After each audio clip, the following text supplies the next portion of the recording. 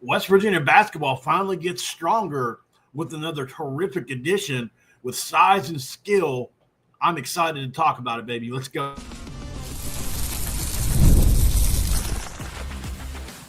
You are Locked On West Virginia, your daily podcast on the West Virginia Mountaineers, part of the Locked On Podcast Network, your team every day. And what is up, guys? Welcome back in. My name is Mountaineer Paul. I am your host. This is Locked On West Virginia, baby, where we're talking about the Mountaineers on the basketball side today. That's right. We're actually talking basketball for the first time in a while. Pretty refreshing change, if you ask me. This episode of Locked On West Virginia going to be brought to you by none other than FanDuel, guys. And right now with FanDuel, football season around the corner, visit the FanDuel app today and start planning your future bets now. Guys, thanks for making Locked On West Virginia your first listen and for being part of the Locked On Podcast Network, where we talk about your team, the Mountaineers, every single day. Guys, Ross Hodge and them are cooking, baby, turning another 2026 kid that can really play into a 2025 reclass. He's got size, he's got skill, he's 6'8", so I consider him a big, although he's got some guard skills. We'll go over it. And another solid addition for the future of this program, certainly, and somebody that probably is going to be able to ask to be contributing this year as well. It all depends, right? In the next segment, I was right again. And look, I'm having fun with this. Now that these guys are being more honest and there's segments on press conferences, guess who got the shout-outs today? Man Singleton got his shout-outs today. What did he say about him? Things that I've been saying for months. I've got my YouTube videos from months ago saying these same things that he said in the press conference today. And I just want to say, hey, look, you can trust me a little bit when I'm talking about this stuff. That's all. That's all. I'm not trying to sit here and gloat or anything. I'm always chasing after credibility, right? Just because I'm one of those competitive kind of people, and if anytime I can feel a little vindicated, I'm going to do it. And gives us a chance to shine a spotlight on Man Singleton and other slot receiver guys today, as Coach Logan Bradley spoke at the podium earlier. All right, let's dive straight into this, man. West Virginia gets a commitment today on the basketball side of things. We're glad because it's something that's been well needed for sure, from Evan Barning Jr., Canadian basketball player, guys. Really skilled guy. Canadian, like I said, announced his commitment today, August 15th. He's reclassifying from 26 to 25, which will allow him to enroll at West Virginia this fall and join the Mountaineers for the 2025-2026 season. It's going to fill the team's final roster spot. This is it. This is your basketball team come 2025, unless something else happens crazy and they got to boot one of the guys off or something that, as you try to better the roster. But I don't think that's going to happen. He brings athleticism. He brings some versatility to a West Virginia squad that is looking to bolster its forward rotation under Ross Hodge. And this is definitely a small forward. The breakdown is this. He went to Archbishop Carroll High School in Washington, D.C., which is one of the most competitive areas in the country when it comes to college basketball. He played varsity there, obviously, and was a forward in the program, and very known well for producing the D1 talent. On the AAU circuit, he played for Team Kevin Durant on the IBL circuit, right? He competed in really high-profile events like the Peach Jam, very similar to what we saw from our last signings, right? So what we'll do is have a look at that as well. But he played for Phelps Hoops as well, which is a developmental program that's focused on skill building for elite prospects. He was also in that. He was born on March 21st, 2007 in Canada, so he is a Canadian national, has a 3.0 GPA, and is also, it says academics are important according to some things I've read about him alongside basketball. So obviously his recruitment heated up this summer after a lot of his AAU stuff, and he's a guy that would have gained a lot of steam going into the next year. I actually really, really like this. What they've done with Amir Jenkins and this player both, that they've taken. Amir was already at a 4-star high level. This kid here probably was, in my opinion, going to be a high 3-star or 4-star player come this upcoming season. And for whatever reason, He reclassified. So a lot of the recruitment that would happen for him this next coming season isn't going to happen now. So he's not going to have as much fanfare as Amir Jenkins, in my opinion. But the tape talks for itself. We'll watch that here in a second. He's between 6'7" and 6'8", 190 pounds. So he does need to add some weight, but he's a small forward. And what does he do? Well, he's a really athletic, lengthy forward with upside as a two-way guy. He plays incredible defense, guys. We'll watch a couple plays. He's also versatile. He really impacts both sides of the floor. He's got his strengths are this: athleticism and length. He's explosive vertically. He's got long arms that can disrupt passing lanes and shots. And man, does he run the floor well in transition and rotates over to find the rim and above the rim. He's pretty scoring versatile if you look at it, what he can do, right? He's able to knock down perimeter shots. He's got the mid-range game. He can go way beyond the arc.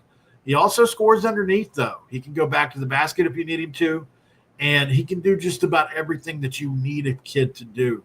He's a really efficient finisher around the basket, and he's got pretty good touch on his drives as well. He uses that wingspan to guard multiple positions. This is the kind of player that guards 1 through 4 for you, right? Probably more like 2 through 4, but he may guard 1 through 4. He's going to cause problems for ball handlers.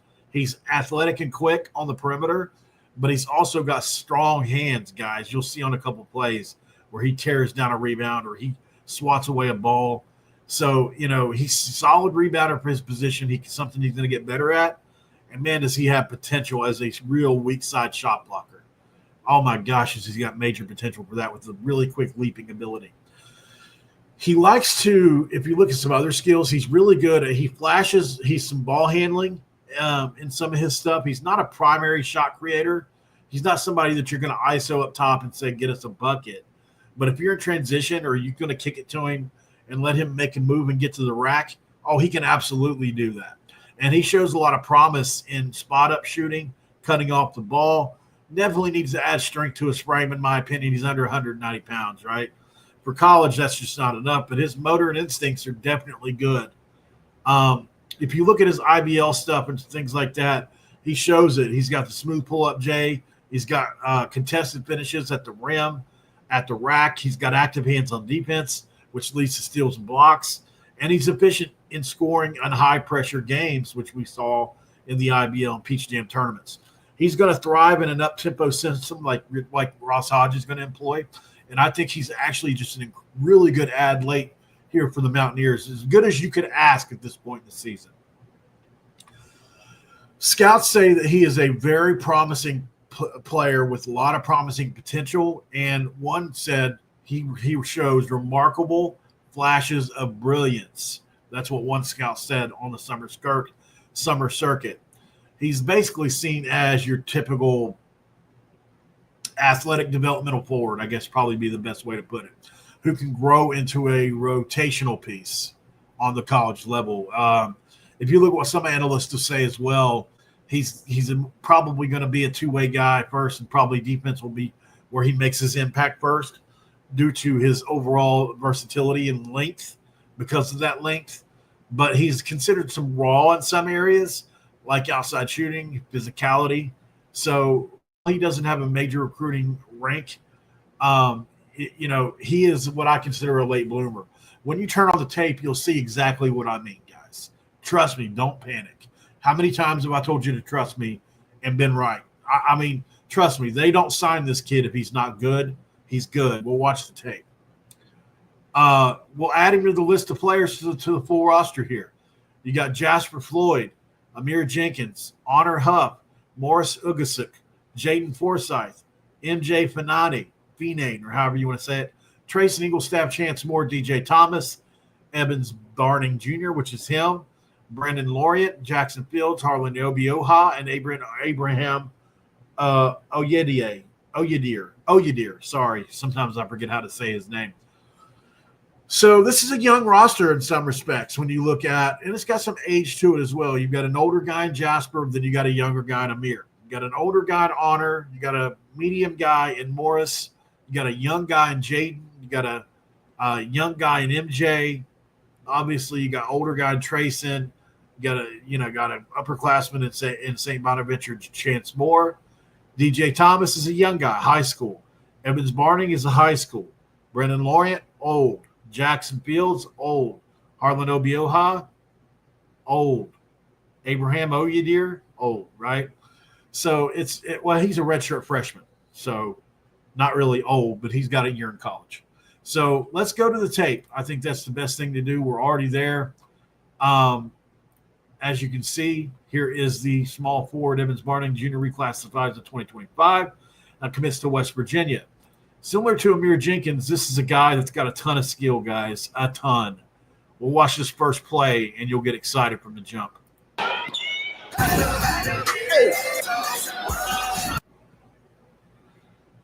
There's a lob dunk. There's a drive through the lane. As you can see, a ton of length. I mean, he is a deer, guys. He's a deer, what I like to call a deer. He's just all length. He's all legs and arms. He's had a ton of big scoring games as well. There he is, number 23.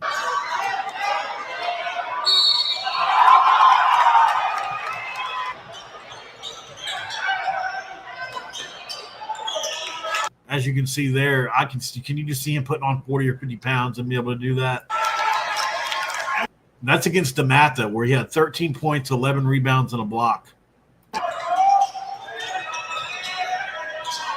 There he is on a reverse layup. Turn some of that down. 2 dribbles in the middle of the lane, right-hand floater.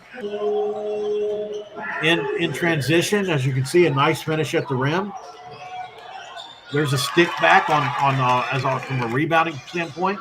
So a bunch of different things he was able to do in that game. Look how big he is here. And watch him finish right through that contact, right? That's what you want to see. I mean, that's a big kid right there trying to block him, right? And right over top of him he goes. Boom, for a dunk. So there you see him finish through some contact. There you see him, he's way up in the air on that play.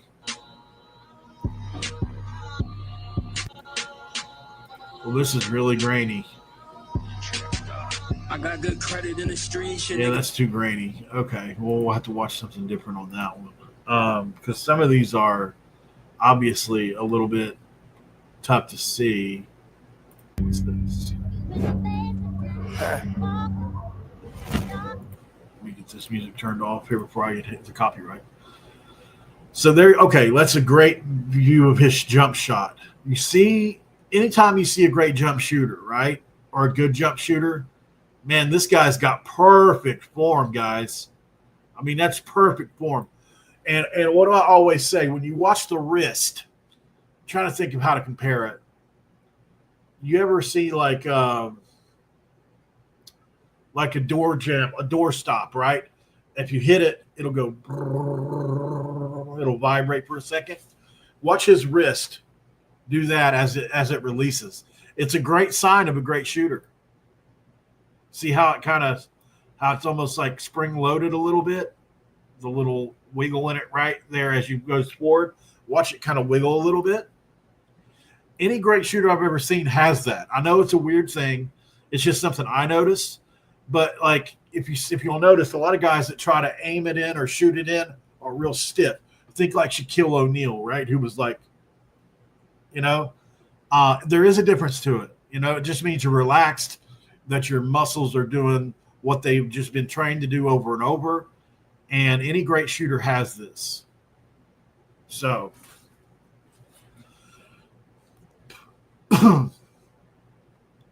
hoping to see some more highlights. Nice two-handed dunk in the lane. There's another great Euro step dunk.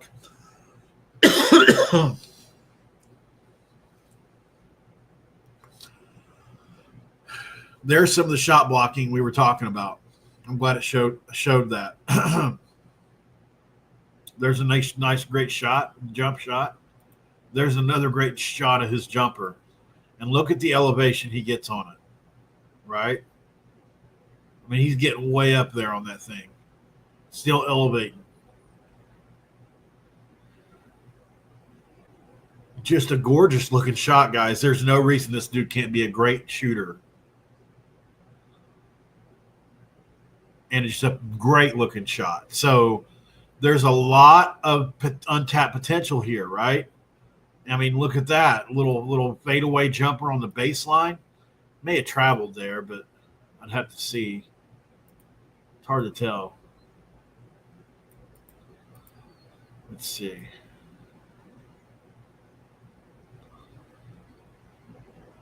No, he didn't. He kept his pivot foot. Okay. That's pretty impressive. So basically he's going through the contact area right here, right? Look at his leverage, guys. Look at the leverage angle he's taken here. Very impressive, right? I mean, for a guy that's 6'8", to get down that low, and then you get the space you want. There's one step, and then the pivot, and then he just pivots right off the pivot foot, and just a gorgeous-looking shot. I mean, it's kind of like Dirk Nowitzki in a way, but look at the space he was able to create with that. That's a skilled shot. That is not an easy shot to do. Especially against a big guy like that who's looks like he's also about 6'7", 6'8". But I mean, as you can see here, this kid is just now scratching the surface of some of what he can be. So if you're asking me, should he be ranked? There's no doubt he should be ranked. There's no doubt he should be ranked. You're lying to yourself if you think this kid's not a 3-star player at the very least, right? But kids get overlooked every single day. This kid's from Canada. They brought him over. They've got him to reclassify. And at the end of the day, you look at it and you say, well, if he would have had a chance to play another year, there's a chance a lot of really good programs get involved for his services. And so West Virginia should be able to reap the benefits off of him first. Will they be able to keep him for 4 years? Unlikely, right? Because he'll probably mature, become pretty damn good, have a good year for West Virginia, maybe transfer, maybe not. But, that's way down the line. But if I have a prediction, I would say in about a year, watch out for this one, right? This is one that could come up the pipe quick. And I do think he can help the team this year. It's just not in the lane necessarily. If you want to bring him in to shoot or do things like that, maybe. I mean, unless you can put on 20 pounds before the year, but I don't think so. Up next, we got to do the hard edge meter really quick. But we need to go to break first. So what we'll do now is we'll go to break on the other side. I'll do the hard edge meter for this. Then I'll tell you exactly how Logan Bradley, wide receivers coach, slot receivers coach, proved me right again today. Sorry to tell you. We'll be right back on Locked On West Virginia. And this episode of Locked On West Virginia going to be brought to you by Wayfair, y'all. And we talk about Wayfair for a lot of different reasons because the summer is winding down and there's something nice about getting back into the routine you love. Wayfair makes it easy to set yourself up for the season ahead. From bedding and linens to storage solutions from every room, Wayfair is your one-stop shop for refreshing your home. Get organized, get refreshed, and get back to the routine you love for less. Head to wayfair.com today to shop all things home. That's WAYFAIR.com, where you can go to Wayfair. Every style, every home. It's segment 2. Let's crack open the do, guys, and talk exactly about what I wanted to even do. I was already making this show, and then this popped up. Like, I had the thumbnail for this and everything already made. It was another one of those I was right videos, right? So who have I been telling you guys about that I feel like is going to, in my opinion, and this is not a popular opinion, by the way. Like, this is not something people really like to hear from me. But I've said all offseason, I feel like Man Singleton is the best of our slot receivers for a multitude of reasons. Mostly because he's just an elite route runner and can really go, right? He can really run. But I don't have proof. I just have my eyes to tell me what I saw.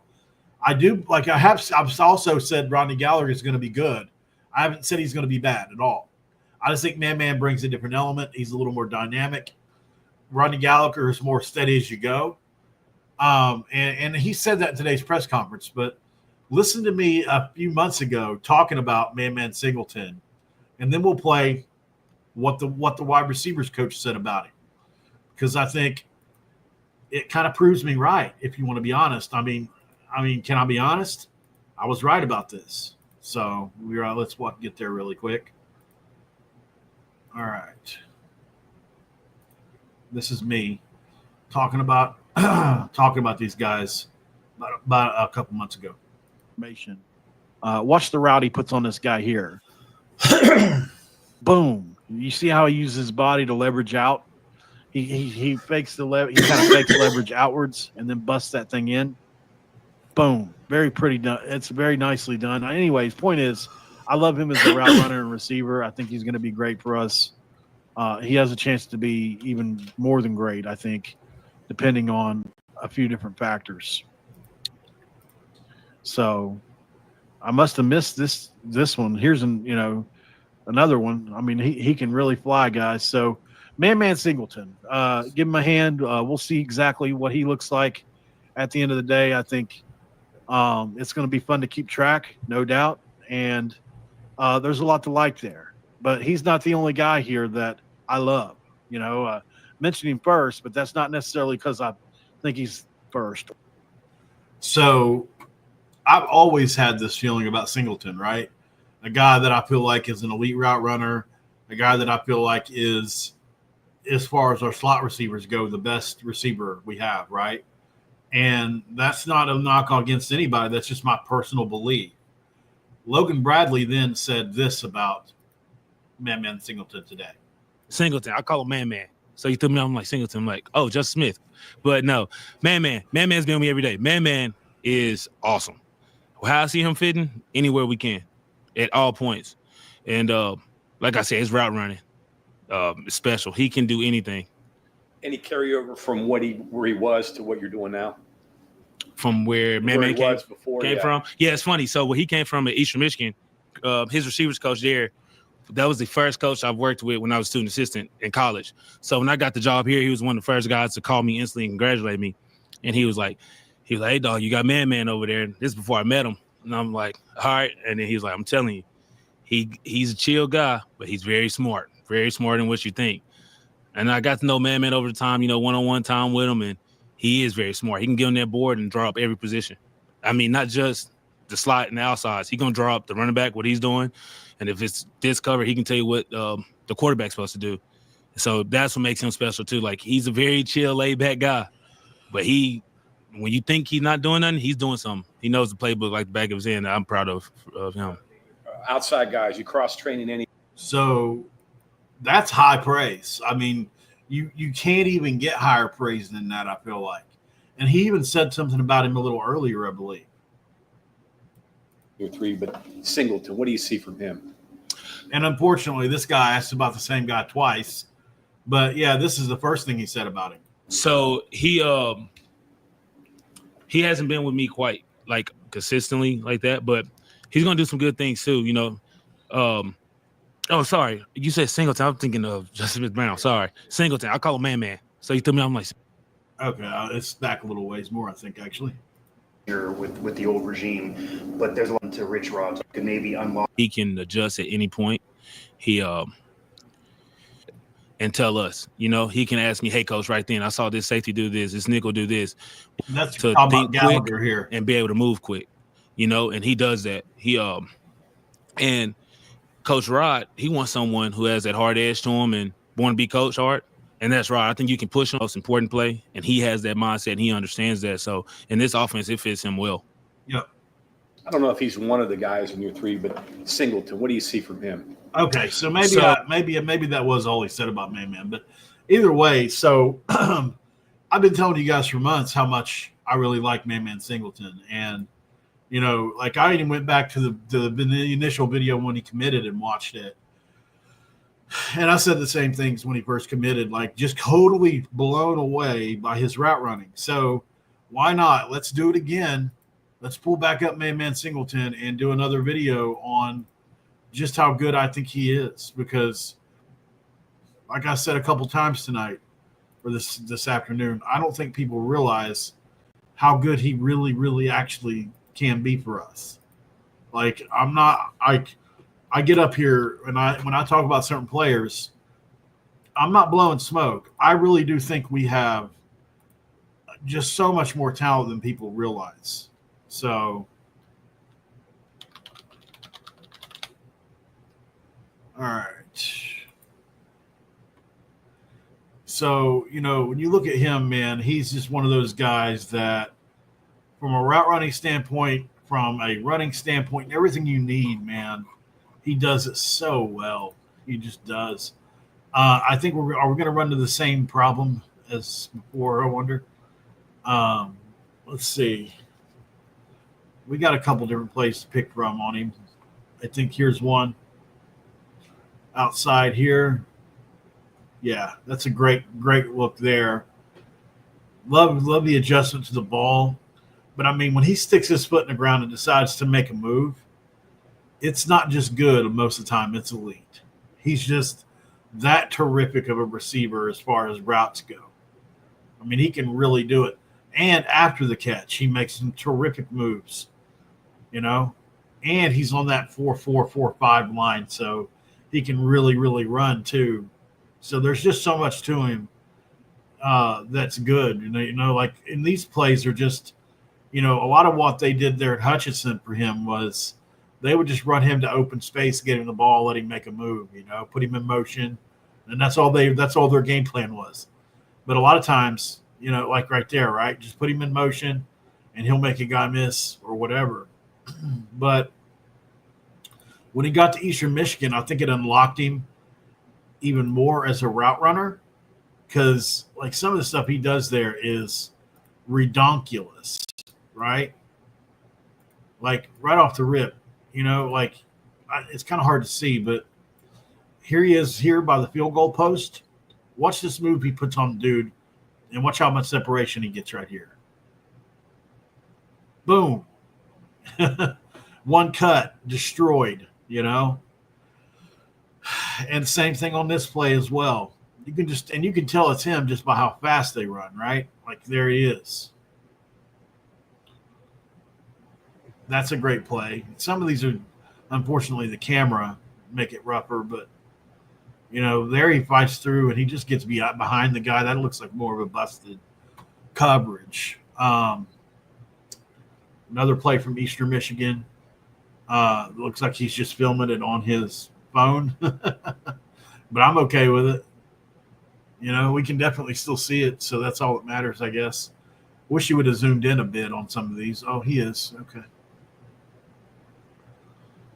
So there's another one, right? Just running between a safety and a corner and scoring. He can do that as well. What I like him is the routes. Like, some of these routes are ridiculous routes. If he'll hold the camera together. Yeah, he messed that one up, didn't he? Man, that was such a great route too. Unfortunate. Like, if you watch it, it's kind of hard to see, but like, he's right there. You can see he makes a great move right there, and there he is popping out from it. And look at this dude. He's over here. Like, he really beat him, and then it's just a foot race to the end zone, right?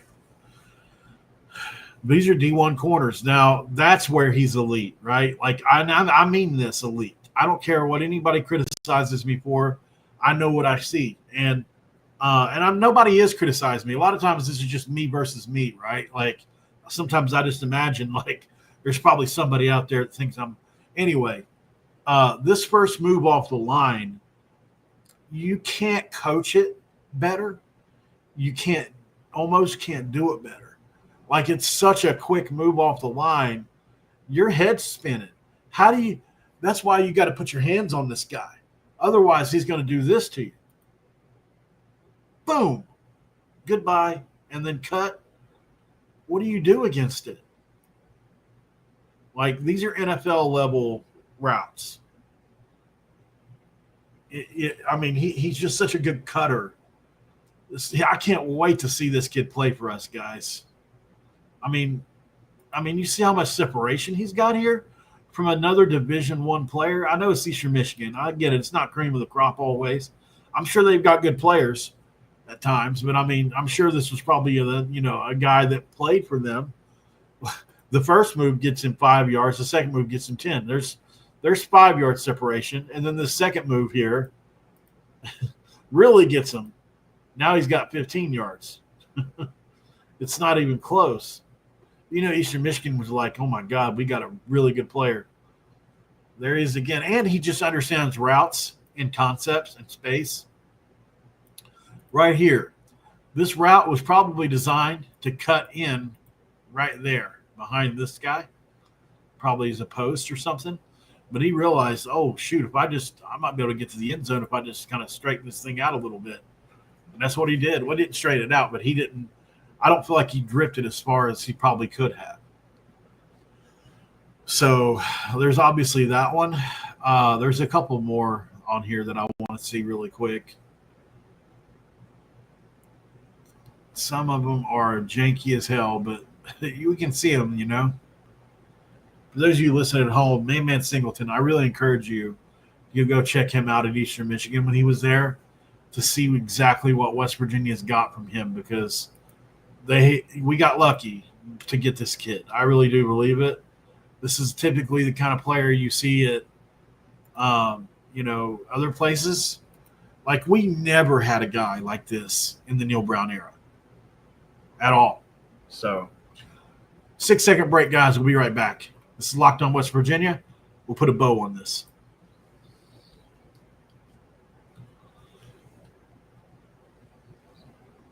All right, we are back here in Locked On West Virginia, guys. Appreciate you very much. I like that he's got the Bible verse up there. That's interesting. So the other guy that he mentioned, though, and somebody we haven't mentioned enough, is Gerard Bowie. Gerard Bowie is a kid that, because he doesn't have a ton of experience, I would say, is somebody that, he's got experience, but nowhere near as much as a lot of the other guys, right? There's a great catch in practice the other day. But, he got talked. I mean, if you go back and listen to Coach's press conference, he really glowed about him. First of all, can we pay attention to the Khalil Wilkins release? Straight over the top, right? Over the top, like big over the top. Like, that's as over the top as you can get. It's like throwing darts. And then the release point, and you can see there, it's got a little wobble to it. But, I mean, overall, pretty good throw. A little out in front of him. But, I mean, the catch. Great catch by Gerard Bowie. He's the other slot guy besides Rodney Gallagher. And if you go look at some of his stuff when he was at Jack State, he made some big plays while he was there. He definitely did. He can play, There he goes to the end zone on that play. But, I mean, you go back to some of the stuff he did, even at JUCO, that's just too small to see, unfortunately. Maybe here. Yeah. So you can see he's got a little herky jerk to his game as well. I like this first cut, right? This one here. Boom. Nice little cut coming in. We'll take it. Yeah, right over the middle. And that's a pretty move, Get off me. He's another guy I believe that Rich Rod brought with him because he's going to contribute. And I do believe he will. I do, as far as like his route tree and his skill level, it's good enough. It's definitely good enough. So we're going to be okay at wideout no matter what. Like I told you guys the other day, wideout's like, in my opinion, you can make an argument, might be the most talented on the team. So, I mean, it's running back may have been before everybody we lost who we lost. Obviously, if we get Ty Edwards back, then that helps a lot. But Jalen Knighton, that was a huge knock off of the roster, wasn't it? So that's what a lot of people may not want to admit it, but he was steady Eddie, a guy that could have got us 800 yards this year, that could have been a really good player for West Virginia. And unfortunately, we just didn't get to see that come to fruition. And that makes me sad because I think Jalen Knighton's one of those guys that he's already got a national profile about him. And I think he could have definitely, without question, have really upped his status. Now he's in a situation, what's he do now? Like he can't play football this year. What's he supposed to do with his life? He couldn't go to the draft because, he was trying to play another year of football. So he's a year behind everything. He doesn't have any tape from this year.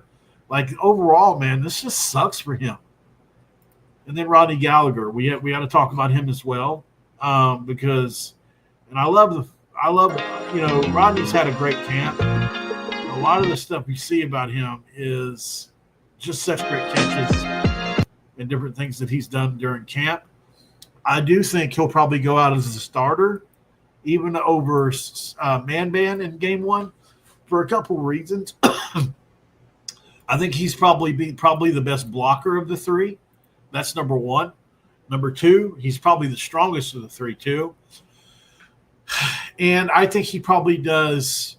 It just depends on what they need. But I think Rodney is a very steady Eddie kind of guy. And he's also got some shake and bake to his game. Not at all saying he doesn't, but I don't think it's to the level of Man. Now, him and Bowie, he's better than Bowie, I think. But I don't know. I haven't seen enough tape on Bowie to make that judgment. So, I'm not as high on Rod as some other people are, but I don't think he's shit.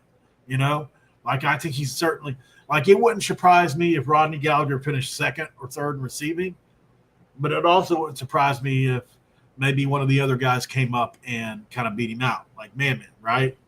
And people kind of get on to me because Rodney's been so loyal to us, and he has been, and he deserves it. Like I hate even bringing the subject up because it feels like it's almost like with Nico, like if you question that he could be replaced, people get really pissed. And that's not what I'm trying to do. But I also understand that Rodney's been super loyal and everything. But, I mean, Man is nothing to play with. They're all going to play. That's at the end of the day. We know that much, right? So I think what we have to do, or at least what I have to do, is accept the fact that they're all going to play. Whoever runs out there doesn't really matter. It's who produces at the highest level, and that's who will stay in the game.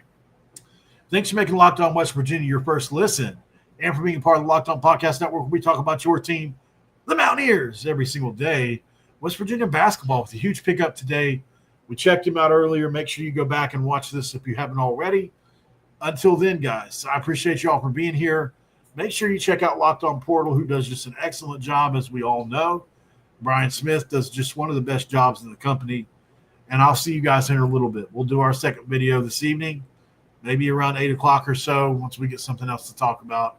I have to come up with some ideas. Maybe we'll have some more news. I don't know. But I'll see you then. This episode's over, and I'm out.